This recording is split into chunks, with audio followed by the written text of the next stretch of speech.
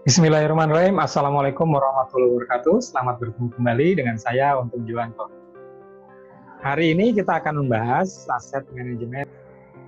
Nah, ini adalah klasifikasi aset structure untuk masuk ke dalam sistem software. Sebelum masuk ke sistem software, pastikan aset sudah diklasifikasi mulai dari financial statement, GL account, asset classes, yang saya bagi menjadi 9, yaitu land, building, infrastructure, and installment, kemudian machinery and equipment, IT equipment, office equipment, furniture and fixture, vehicle, LVA atau low value asset yang biasanya langsung di expense, beberapa perusahaan punya kebijakan seperti itu. Kemudian ada AUC atau asset under construction, terutama untuk proses-proses pembangunan. Biasanya ini berlaku di kontraktor atau aset manajemen. Oke, berikutnya adalah aset master data. Aset master data terdiri dari beberapa aktivitas di situ. Yang pertama adalah data umum atau general data. Kemudian ada posting information, time dependent, allocation data,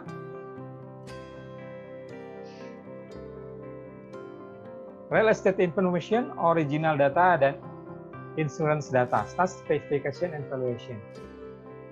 Yang dipastikan pada saat aset master report adalah data-datanya harus lengkap agar mudah pada saat tracking aset. Mulai dari aset type, tax kategori, brand, aset status, dan sebagainya.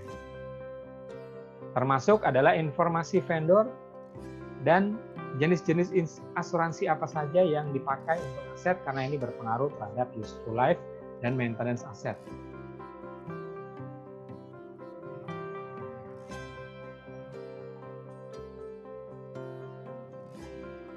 Berikutnya adalah aset master report terkait dengan valuation.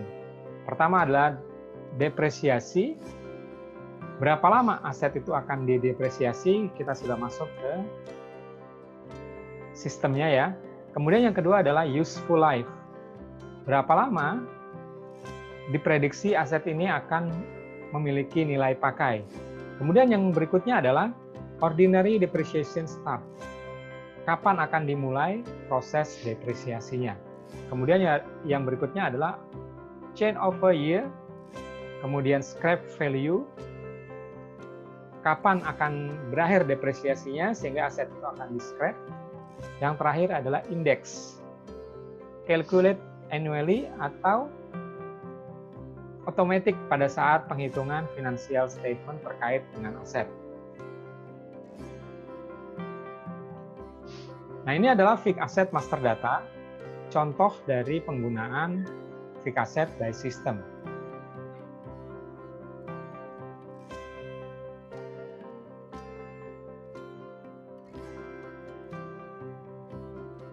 Master data di sini untuk memisahkan, misalnya asetnya dan bagiannya. Misalnya di sini ada contoh satu mesin fotokopi. Nomor asetnya berapa? Misalnya 10001, kemudian sub nomor 1 atau spare part-nya, bagian dari mesin fotokopi tersebut. Dan lebih detail lagi, subnya berapa, spare part-nya nomor berapa. Jadi satu aset itu bisa memiliki beberapa fixed asset master data. Kemudian dicontohkan building, juga sama. Pertama, building utamanya itu nomor berapa, misalnya adalah building ABC, kemudian di dalam building itu tentu ada bagian-bagian yang bisa diberikan asetnya. Itu adalah bagian dari gedung yang menjadi satu sub aset. Dan seterusnya, sama seperti CPU. CPU satu perangkat, di situ ada mouse, ada CPU, ada monitor, masing-masing memiliki nilai aset sendiri, menginduk kepada mother asetnya atau induk aset dari CPU tersebut.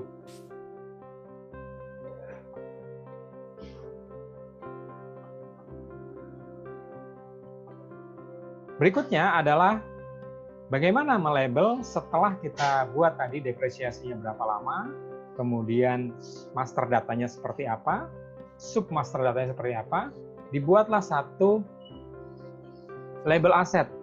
Nah, pada seri 1 dijelaskan label aset secara manual. Tetapi kalau sudah sistem, itu akan tergenerate dengan sendirinya setelah Anda desain label aset yang tadi. Jadi akan tergenerate secara otomatis sehingga keluarlah barcode atau sekarang lebih populer dengan QR code dari aset tersebut sehingga mudah untuk dilacak pada saat melakukan audit aset setahun sekali. Yes. Pada saat audit aset bisa dilakukan secara individual check atau quantity check. Individual check dilakukan pada aset-aset yang memang berdiri sendiri dan jumlahnya tidak banyak. Sedangkan quantity check itu adalah audit aset dalam jumlah bulk, terutama untuk aset-aset yang memiliki kuantiti yang sangat besar, terutama misalnya spare part mobil di gudang. Ada berapa di sana dalam satu kelompok-kelompok tertentu. Pada saat posting, pastikan lagi berapa nilai maksimum yang dibatasi pada saat proses transaksi tersebut. Kemudian berikutnya adalah aset transfer. Jadi aset transfer tadi ada yang intra, yaitu antar holding, anak holding company, atau dengan eksternal, perusahaan lain di luar holding company. Pencatatannya tentu akan berbeda. Kalau intra terjadi cross charging, kemudian kalau dengan perusahaan eksternal tentunya terjadi proses jual beli. Nah, di sini dicontohkan adalah aset transfer ya. Transfer itu bisa secara penuh, misalnya mobil penuh, satu mobil utuh, satu set, atau secara parsial, misalnya hanya bagian-bagian tertentu dari aset tersebut yang ditransfer. Tentunya ini ada perlakuan di aset master record-nya harus berbeda.